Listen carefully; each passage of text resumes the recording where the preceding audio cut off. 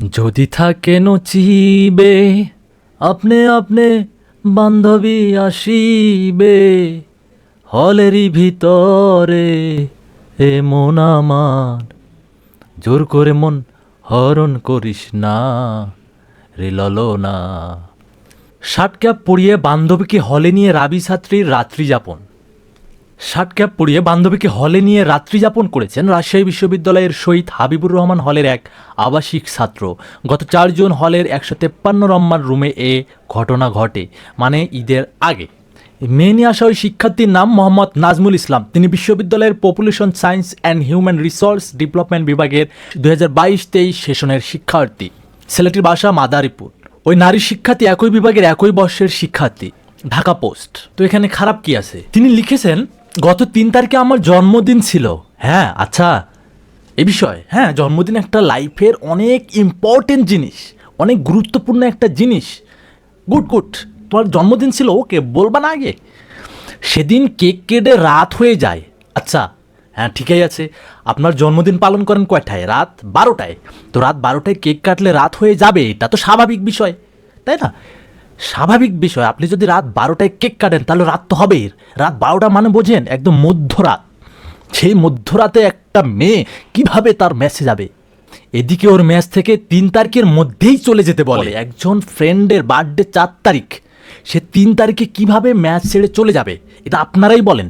সেই কারণে সে রাত্রি যাপন করেছে, থাকার জায়গা নাই, এবং এই কারণে মানবিক কারণে সে জায়গা দিয়েছে।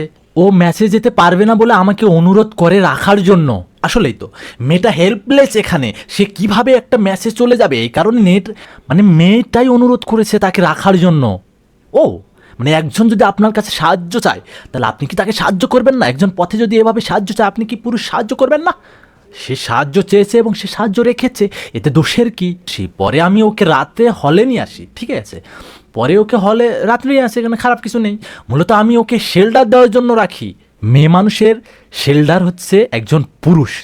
তো সেই হিসেবে তাকে শেল্টার দেওয়ার জন্য একটা মেয়ে বান্ধবীকে নিয়ে এসেছে, এতে খারাপের কিছু নেই।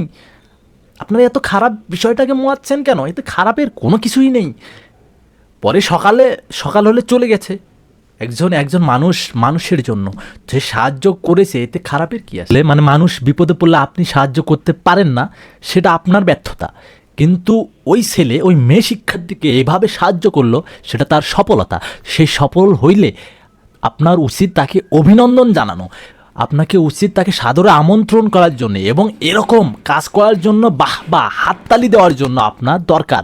সেখানে হাততালি নিয়ে আপনি এটা নিয়ে সমালোচনা করতেছেন, আপনি মানুষ নামের কলঙ্ক।